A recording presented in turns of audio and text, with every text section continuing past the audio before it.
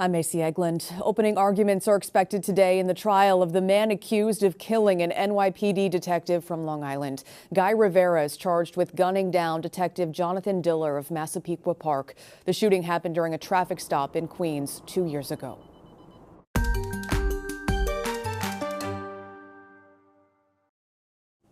Only in Newsday, the alleged drunk driver accused of killing Nassau officer Patricia Espinoza in January is now facing upgraded charges of aggravated vehicular homicide. That is according to court records. Now, prosecutors say Matthew Smith was also speeding seconds before the crash in St. James. To the war in Iran, President Trump warning further attacks if it continues blocking oil supplies. He posted online the country would be hit, quote, 20 times harder if it stops the flow of oil in the Strait of Hormuz. And President Trump also said the war began because Iran was starting a new site for developing nuclear weapons material. The conflict has gas prices climbing here on the island. According to AAA, they jumped another 6 cents in just one day. The current average is $3.40 for a gallon of regular. Yesterday, it was $3.34. Reaction today to Nassau County Executive Bruce Blakeman's State of the County address. Our partnership with ICE has removed over 200 illegal migrants. Last night in Mineola, Blakeman touted his partnership with ICE and focused on public safety. In response, Democrats took aim at his run for governor while serving in local office. Coming up in 90 seconds, a deeper dive into the immigration crackdown in Nassau and how the county jailed more immigrants without a criminal history than those who do last year. A partial government shutdown could mean long lines at the airport. Delays at Kennedy, LaGuardia, and MacArthur were minimal yesterday, but experts warn those could increase as the shutdown continues. We definitely are a lot more conscious of getting here earlier, just because you really never know. Because of the partial shutdown, TSA agents won't get a full paycheck as of this Saturday. Certain e-bikes are now banned in Nassau. That includes all electric scooters, as well as any e-bikes that use a throttle. Fines range up to $700. Police say the policy is based on laws dating back to 2020. A new pot shop is open in the town of Brookhaven. Belief in Medford is the company's second dispensary on Long Island. The first opened in Calverton in 2024. There are now 4 cannabis shops in Brookhaven town. Let's talk about your Tuesday forecast now. Another foggy start to the day, but we've got some warmer weather on the way. As that fog clears, we'll see partly sunny skies, highs in the upper 50s to low 60s. It'll be great. Tomorrow, more fog, more clouds, but temps will be close to what they are today. We're tracking rain for tomorrow night and Thursday. As you take a look at your 7-day forecast there, a little bit cooler weather for the weekend, but Saturday still looks nice. We do have some more rain chances for Monday.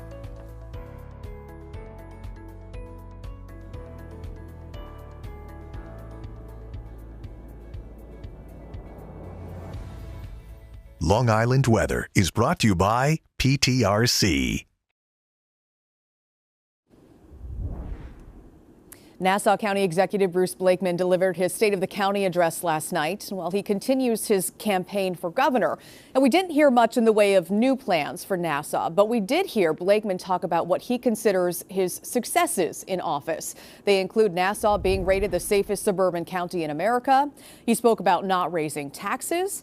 Blakeman touted a decline in overdose deaths under his administration, and he spoke about the impact of Nassau's partnership with ICE. Our partnership with ICE has removed over 200 illegal migrants who have committed crimes such as murder, rape, robbery, carjacking, drug dealing, and human trafficking. At my direction, no raids have been conducted at schools, hospitals, churches, or daycare centers. We are working with federal officials on a guest worker program for hardworking, law-abiding immigrants who've been here for some time. Joining me from our newsroom now is Newsday TV's political analyst, Joy Brown. We appreciate you being here, Joy. Let's go over the highlights, right? Tell us about the immigration crackdown in Nassau to start. Well, it's part of his governor's campaign, so we've heard this before. And again, you got to remember, nobody's going to argue with 200 criminals being taken away. I mean, you know, everybody wants a safe county. You know, that said, more than 2,000, as Newsday have reported, other immigrants have been taken away who had not been charged with serious crime. The other thing that's interesting here is he talked about working with federal officials on a guest worker program. No elaboration there. I would like to hear more about that. Okay, Joy, another big topic that he spoke about was taxes, which really plays to the issue of affordability here. Let's hear what the county executive said first.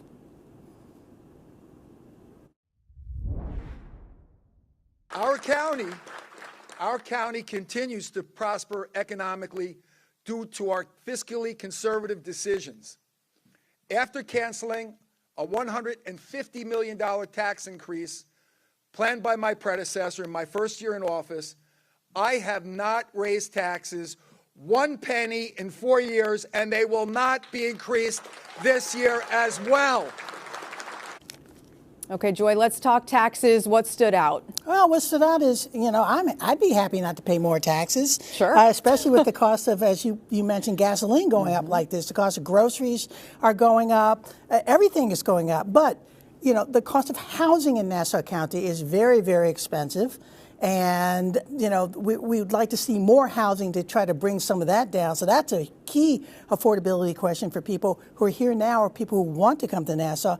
And the other thing that he didn't talk about at all was the property tax assessment system, which leaves some people in Nassau County who own homes and businesses property, they're paying more in taxes than they should be paying. They're paying more than other people are paying. And that is not a good thing, never a good thing. Mm-hmm. There is a lot to talk about, a lot to go over with this, so you can read more about Bruce Blakeman's State of the County address, all the highlights and the reaction to it on our website, newsday.com. Click Get More below that Newsday TV video box.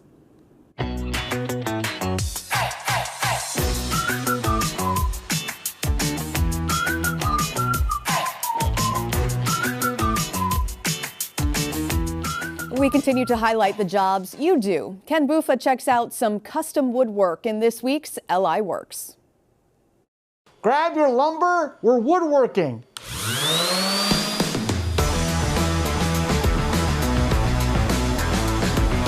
If you want to be a good woodworker, you have to have precision and passion. At least that's the story for. My name is Jeremiah Zambrata. I've been a woodworker for a little over 10 years now. I enjoy what I do because it makes people happy. Jeremiah says to be a good woodworker, you have to be able to take things slow. Patience with woodworking, you know, it's not an immediate thing.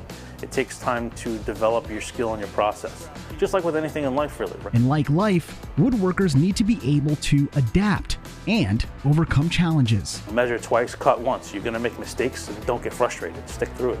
Jeremiah says even though woodworking is centuries old, the tools used nowadays are not. And in this gig, you'll have to learn software, lasers, and of course, what wood works and how wood works. You have to learn what machines you have cut a certain way, what types of woods are good for certain climates, how to get your wood acclimated, what's going to happen to that piece when you give it to somebody. One constant practice, cutting and sanding. Two things I've learned that are both tedious and meticulous. You always want to go with the grain. Used to do that, I don't know, probably 60 more times. 60 more. Oh, yeah, no thanks. What's next? The smell is addicting. Is that pine? Yeah, I think so, yeah. I knew that. That's it. That's woodworking. Nice. I got a little splinter here, but it's fine. That'll work. Now, since Jeremiah makes custom products for customers, he says today's woodworker needs to be able to work with not only lumber, but also with legacies. There's a lot of, that would be one surprising thing if you're getting into this, is realizing it's also a service job.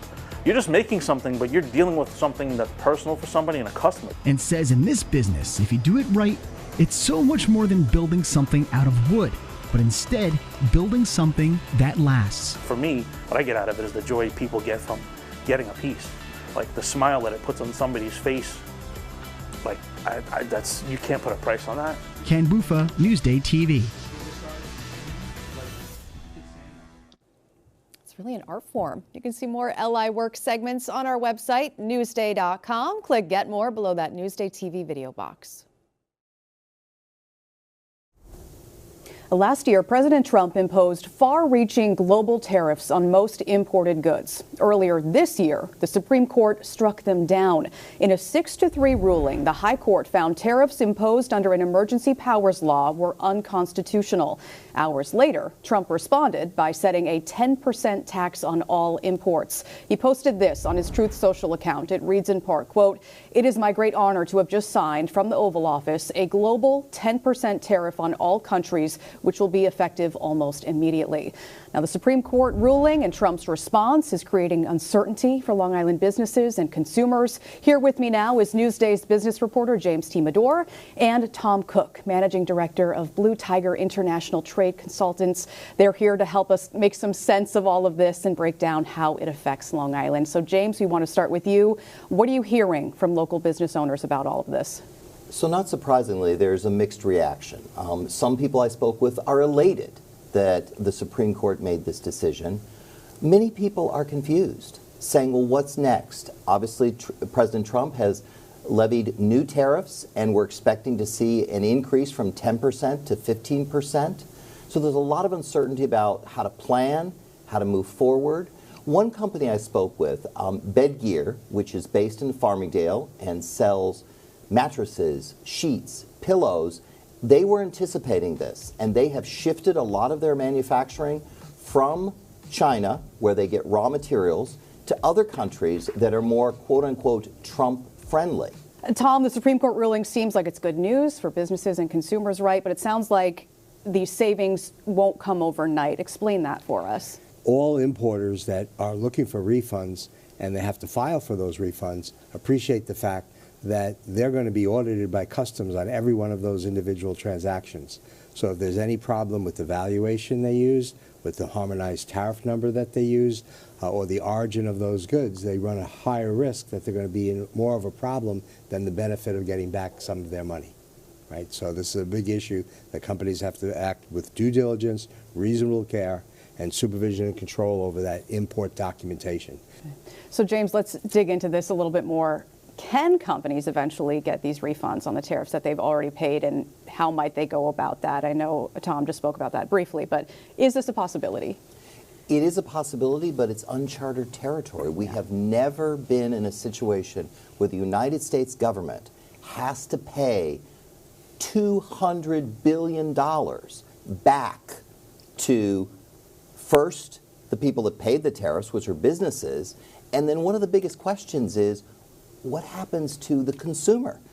One thing we know for certain, the Trump administration has made it clear they are going to challenge not only the decision that was made recently by the Court of International Trade, which is based in Lower Manhattan, but they are going to pursue every legal avenue possible to avoid having to repay the tariff. All right, so President Trump announces this new 10% tariff, right? What comes next now, Tom? And I know you mentioned before companies can keep records and things like that, but what can they do as they navigate all of this? So you have to appreciate that what President Trump is actually trying to do is he's altering how international trade, as it relates to goods being bought by Americans and sold by Americans, he's changing how trade is being handled all over the world. And that's a positive thing. His process leads a lot of doubt and uncertainty and chaos, but the goals are meritorious. Okay? So he's going to continue to negotiate with every nation around the world until he gets total reciprocity, meaning that their tariffs on U.S. goods going into those countries are equivalent to the ones that we charge them here. So Trump is working very hard, and he's using the hammer of tariffs to change how the world is working. So changes to come, a lot of developments still. So we'll be following this story and, of course, bring you any updates as we get them. My thanks again to James T. Medore and Tom Cook for being with us. You can read more about the tariff fight and its impact here on Long Island on our website, Newsday.com.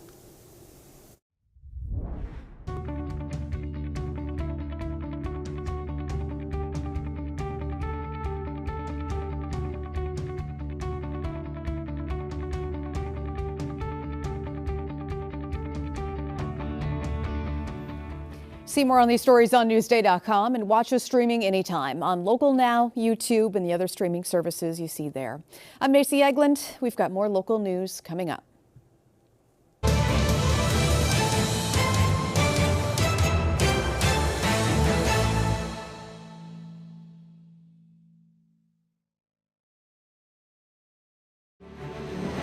Powerful and personal. Newsday's documentaries explore the Long Island experience. Now streaming on Newsday TV.